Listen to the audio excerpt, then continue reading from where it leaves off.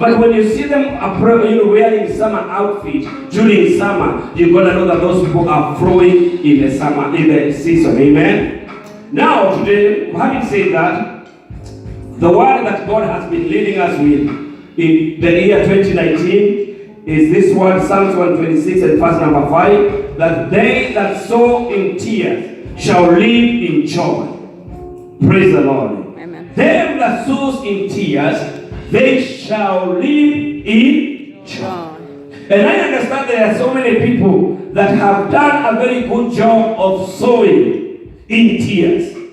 But I want to let you know that the season of sowing in tears has come to an end. We are now in a season of living in joy. I don't know how many people have done things in tears. Your life has been full of tears. You have been acquainted to tears because that's all you know in your life. Everything that has been happening in you is about you shedding tears. And I am ministering to somebody who has been so used to tears that even in the time of joy, they don't see it because they are so used to being in tears. And I'm not talking about the tears of joy. I'm talking about the tears of sorrow. Am I ministering to somebody who have been going through that? I'm telling you that we are coming to a season that is called a season of joy. Praise the Lord. Amen. And the season of joy is connected to the supernatural season of harvest. So if you haven't ever been used to celebrate, you better now start celebrating. You better learn now how to celebrate, because the Lord is just about to give you the reason to celebrate in the mighty name of Jesus. Amen. Maybe you've been so used to people putting you down, and that's how you live your life. I'm telling you, we are getting into the season, a season where you're going to start celebrating. Supernatural season of harvest. Amen. Supernatural season of harvest. So, I'm going to talk today about ways of receiving supernatural harvest. Because I told you that this season is a season of supernatural harvest. But I want to teach you how to receive a supernatural harvest. Amen. What are the ways that you can receive a supernatural harvest? You got to know that supernatural seeds always create a supernatural harvest. Amen. Supernatural seeds always create a supernatural harvest. And what other people despise in you, that's the tool that God will use for a supernatural harvest.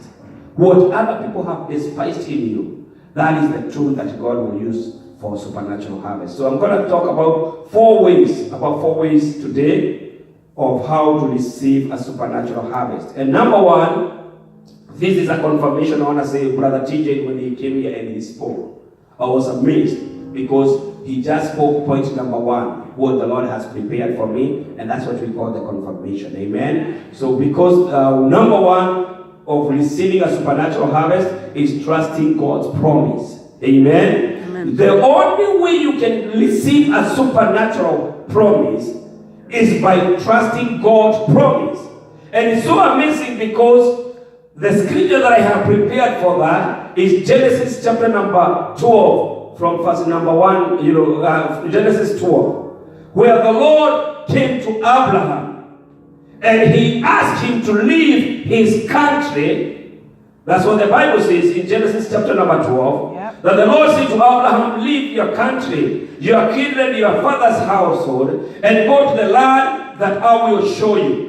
I'll make you into a great nation. I'll bless you. I'll make your name great, so that you'll be a blessing. Yes. Amen. Amen. I'll bless those who blesses you, and I'll curse those who curses. All the families on the earth will be blessed through you. Praise the Lord. Amen. That's a supernatural promise that the Lord promised to Abraham.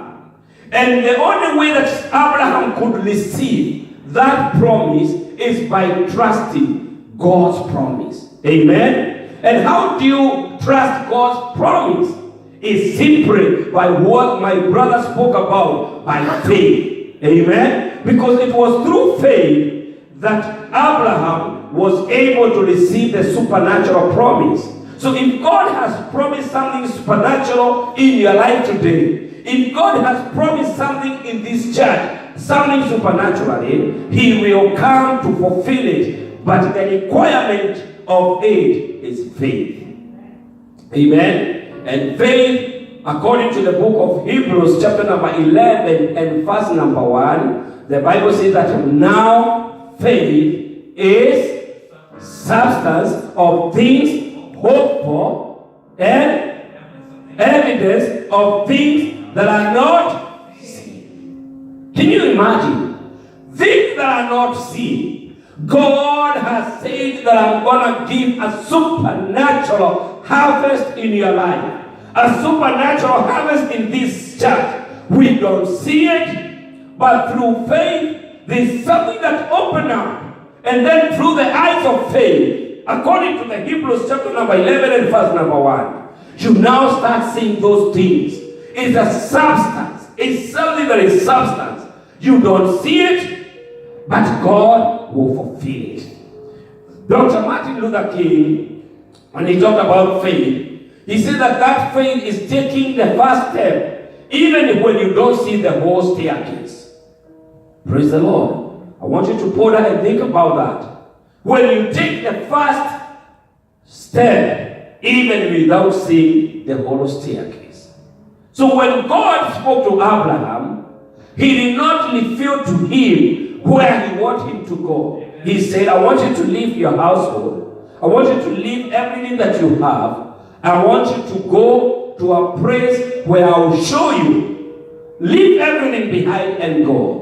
But we live in a generation that likes details. When you tell them to move, they say to where? When you ask them, the Lord will provide, He said, I want to see the provision before I move. But that's not what faith is all about. Yeah. Faith is taking the first step without seeing the whole staircase. Praise the Lord. Faith is trusting in God, what He has said, even without getting the final details. Because God has the ability to give you the final details, but He will not give you because He wants you to trust in Him. Is there somebody in this church today that has something that you're trusting God for?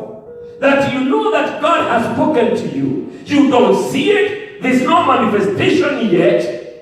Everything surrounding your life and every circumstance that doesn't seem like you can get it. Amen. But through faith, if there's somebody that is saying, Pastor, I am going to trust God even when things don't seem like, even when the circumstance doesn't look like, but yet I am going to trust in God in this year 2019. That's what faith is all about. Praise the Lord. So when you're trusting in God, when you have faith and you're expecting a supernatural harvest, there are some things that you need to do. You need to sow seed in form of love. Amen? Because you cannot be trusting God for supernatural harvest and inside you there's no love. You got to ask God to fill you with the supernatural love. That you may be able to love other people. You may love yourself. You may love the surrounding. And meaning, when you talk about loving other people, when you sow the seeds of love, everything doesn't have to work your own way. Because some people say, they don't like me, they don't love me, I'm not going to love them. It's not about you. Praise the Lord. You got to sow the seeds of love. I told people the other day that if you want God to fill Himself in you, you got to empty yourself. Because some people are full of themselves. That's what they say here in America. You are full of yourself. Praise the Lord. So I didn't realize what they talk about when they say you're full of yourself. It means everything surrounds you. You just fill yourself with you. But the Lord wants to empty yourself so that He can fill you with Himself. Praise the Lord. Please don't tell people that they are full of themselves. Because from this day henceforth, nobody will be full of themselves in this church. Amen? Because we want to be less of us and more of God. So you got to sow seeds in form of love. You got to sow seeds in form of service. How you serve. Amen. You got to sow seeds in terms of talents. Whatever talent that God has given you, you got to sow those seeds. You got to sow seeds in terms of commitment. Praise the Lord.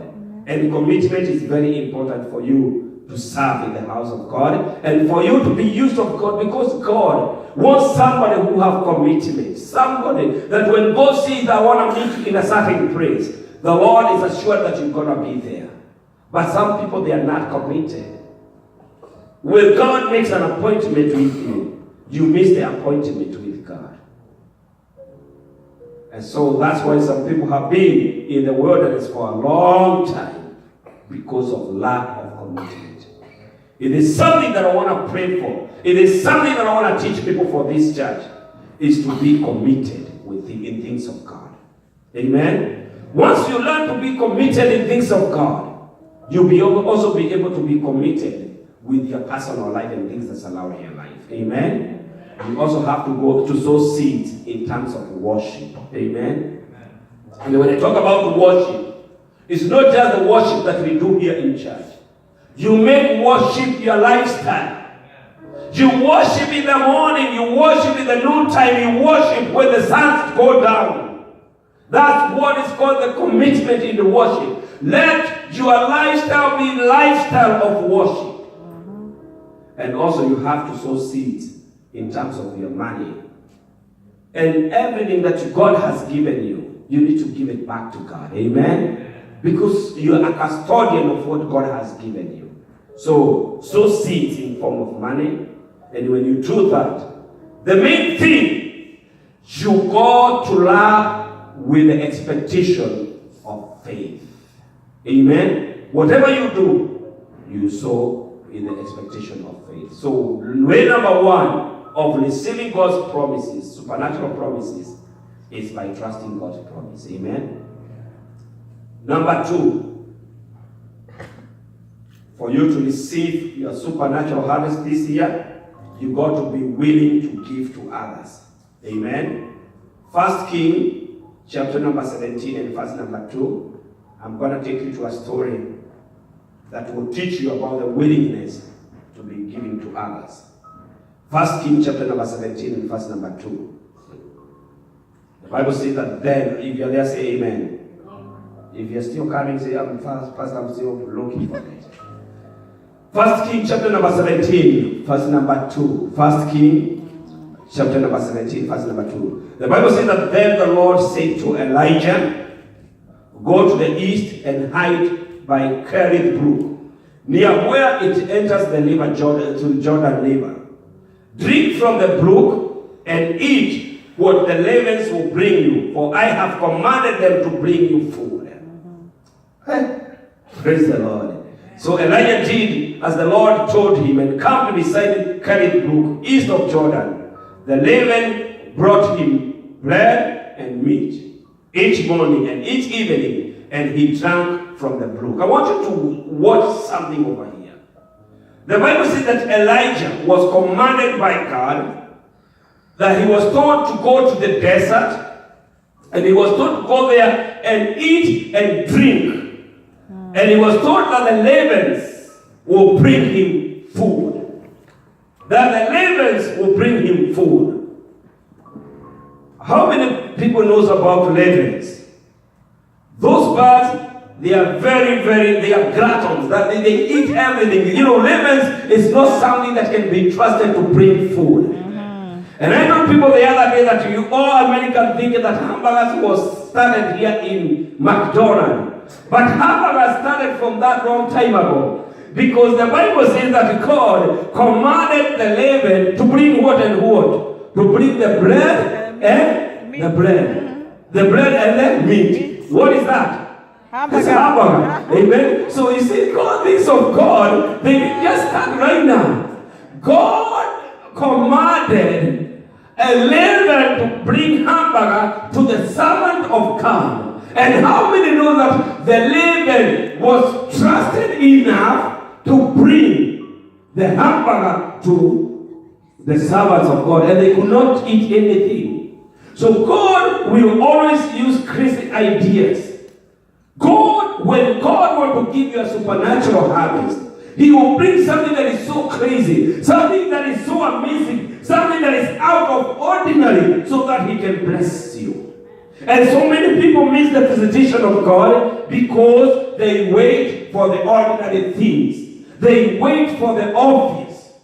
And when you look for the obvious, you are actually going to miss the visitation of God.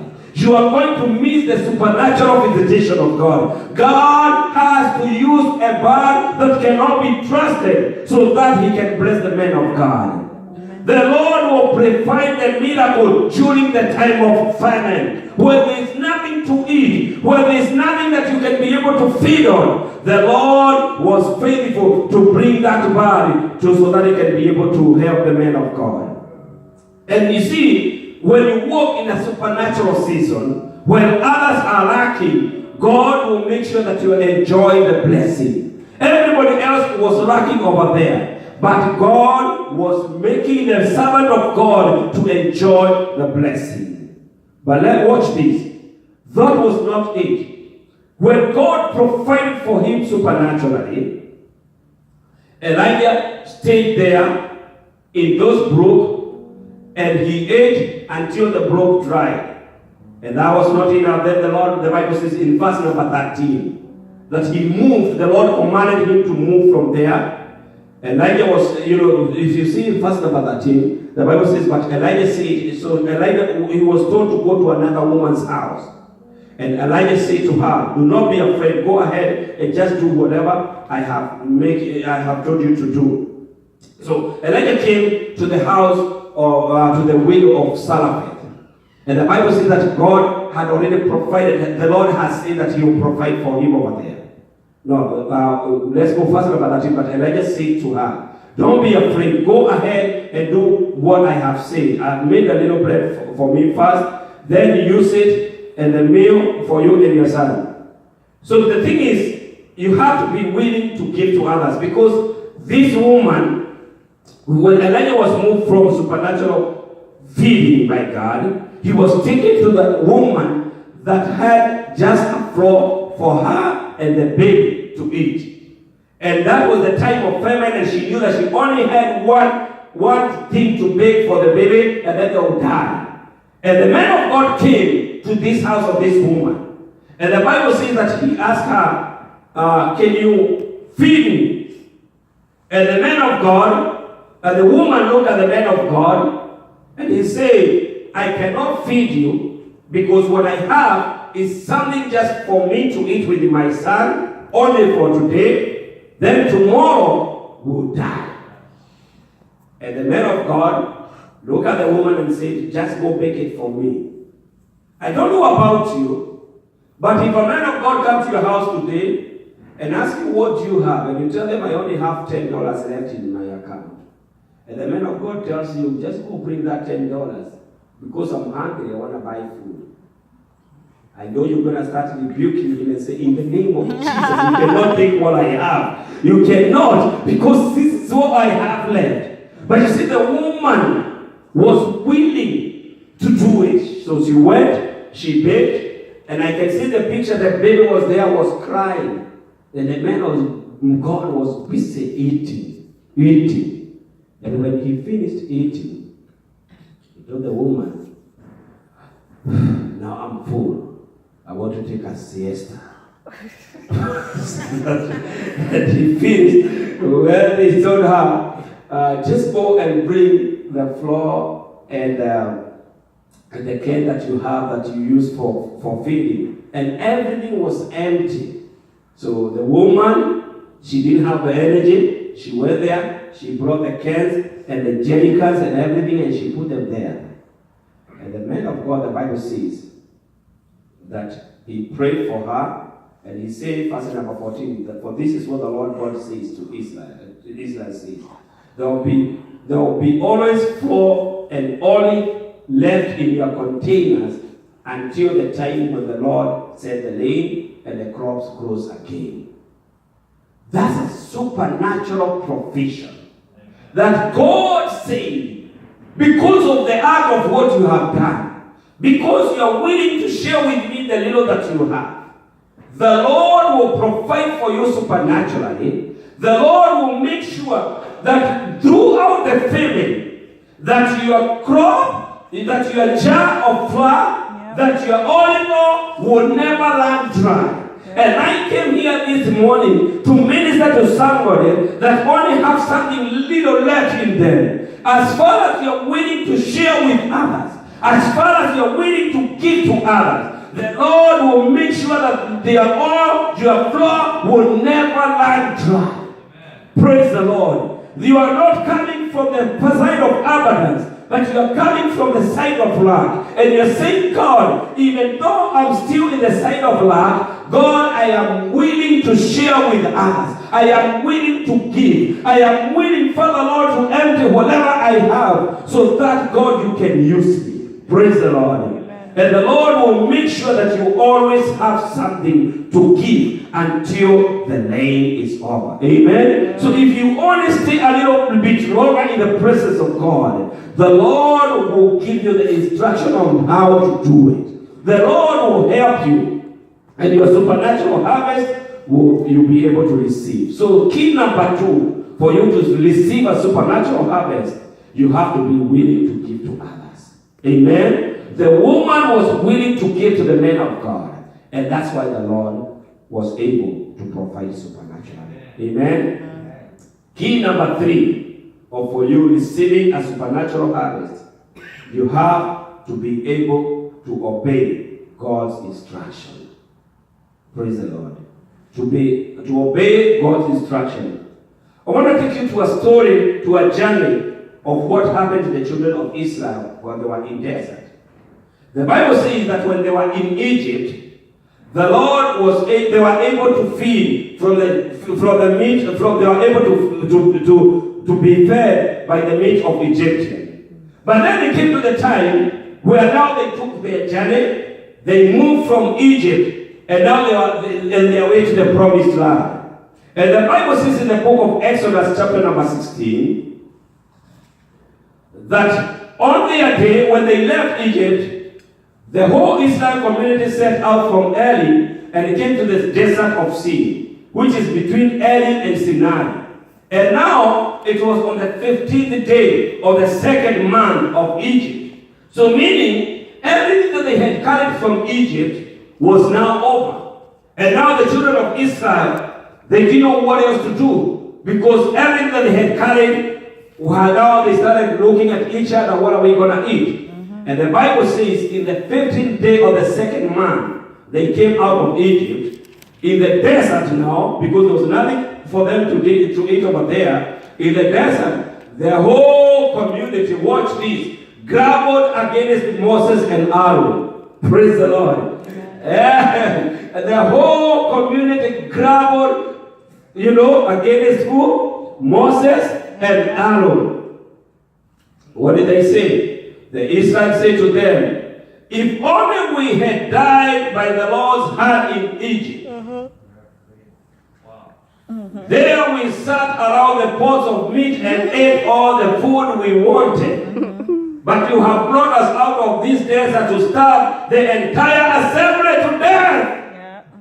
They were raising their voices. They were clamoring. They were complaining. They were saying, why did you let us out of the Egypt? Over there, we were eating meat in the pot of Egyptian. We were better off over there. And I saw the kind of Christian that we have today in the church today. They are so acquainted. They have adopted the mentality of grumbling and every time complaining and complaining and complaining, instead of seeing what the hand of God that took you out of Egypt. You just continue to grumble and grumble and grumble and complaining.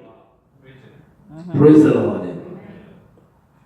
That's what happened to these children of Israel. People love complaining. It didn't start in the church today. It was happening over there.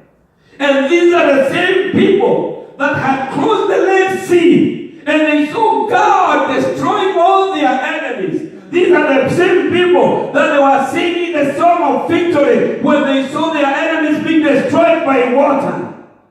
These are the same people that were dancing applause when they left the land of slavery. Maybe the Lord has brought you out of slavery in the year 2018. Maybe the Lord brought you out of slavery in your life in the past. For the last 10 years, there's a kind of slavery that has been burning you. But the Lord took you out of that slavery.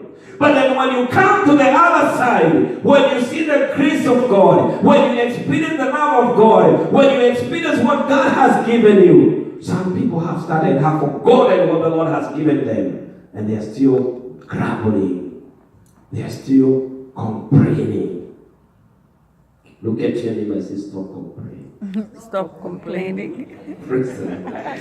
They know that one you can preach to them because some of you, amen. I know it's hard to preach to some people about that kind of message because they are still complaining. Oh, Pastor, I don't like the way you do things. I don't like this. I don't like this. I don't. It's not about what you like. It's about what the Lord wants to do. We are in a season. Praise the Lord. And you're going to be left in the season complaining.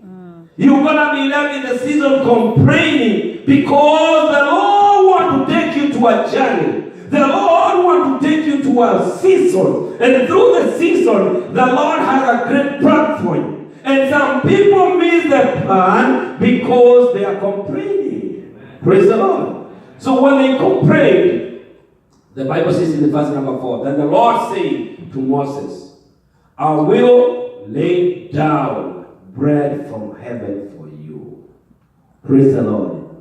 I will lay down bread from heaven for you. And I told you, every time you see the word lay in the Bible, you have to think about the Holy Spirit of God. Praise the Lord. Holy Spirit is laid. And the Lord said, in other words, he was saying that I'm going to shower the Holy Spirit and he's going to bring bread for you. Amen? He will bring bread for you. And also you have to see that God provided bread for a servant of God, Elijah. And then now the children of Israel, they are complaining. And the Lord provided the bread for them. And Jesus came and said, I am the bread of life. Amen? So in other words, the chemistry is coming to, the Lord is bringing he's closing the gap over here. He's bringing the Holy Spirit and he's bringing Jesus, who is the bread of life, over here. Amen? So he is providing for them in the desert. And he said to Moses that, don't worry, I will lay down bread from heaven for you. So the people are to go out each day and gather enough for that day. In this way, I will test them and see whether they will follow my instruction. Amen. So when the Lord is providing for you supernaturally, the Lord wants to see, he will test you whether you are willing to follow the instruction. Amen? How many know that we live in a world that most people, they don't follow instruction? Mm-hmm. It's very hard to follow the instruction. But in your living in the season of God, the Lord wants you to follow the instruction. So he said, I will test them. I will test them. God will test you to see whether you're willing to follow the instruction. On the 6th day, they are to prepare what they bring in, and that is to be twice as much as what they gather on the other days. Because the Lord wanted them to keep the 7th day holy, because it was Sabbath. So on the 6th day, they are going to wake up every morning, they go and gather their manna. And then on the 7th day, it was the day of the Lord. It was not a day for them to sleep. It was a day for them to go and serve God. It was not a day for them to go and gather manna. It was a day for God for them to follow the instruction. And that's what the Lord was looking to see. And I want you to see verse number 35 in the Exodus 16, that the Israelites ate manna for 40 years until they came to the land that they settled. They ate manna until they reached the border of Canaan. Amen? That's supernatural harvest. That God has a long-term plan for you. He will feed you. He will sustain you. Praise the Lord. If only you trust in God, if only you obey the instruction of God, our God is willing to help you, sustain you, and make sure that whenever you are going through, that was not a short time. For 40 years, God was feeding the children in the desert every morning. Because God had a great plan for you. Amen? If the Lord was able to feed the children of Israel, what makes you think that God cannot feed you and your entire household? Amen? Amen. We're talking about supernatural harvest. So as far as you're willing to follow the instruction, the Lord will make sure that you're well fed. Amen? Amen. Number 4. Another way of receiving the supernatural harvest is by overcoming your shames. Overcoming your shame. And what I put also with the same is what we call scars. The past scars. The shame that you have endured in the past. You see, God wants to provide for you supernaturally, but some people have limited themselves because of the shame that you went through in the past. Probably you are here and you are looking at your relationship that you had in the past. It didn't go well, and after that relationship you say, I will never get to a relationship again. You are here. There's something that you failed before you tried. You are a singer, you sang one song and didn't go well. And you say through that shame, I'm not going to sing again. You are there, you went yourself in the men's ministry and you try to connect with the other men and it didn't go well. You say that I will never connect with the men again. I hear some people say that I never connect with, a woman saying that I'm not able to connect with other women. Who are you? If you cannot be able to connect with other women, what kind of a woman are you? You are supposed to connect with them. Whether it went well, whether it didn't go well in the past. You are a woman. You are supposed to shake it out and go back and connect again in the name of Jesus. Amen. Amen. There's some shame of the past that has kept so many people from receiving their miracle. Somebody said that I cannot connect with other youth. Who are you going to connect with? Them? Grandmas? You're supposed to connect with the people of your age. You're supposed to connect with them because the shame that you went through in the past cannot and should not prevent you from receiving your miracles. I'm going to say amen. Amen. The Bible says in the book of 2 Kings chapter number 7. I want you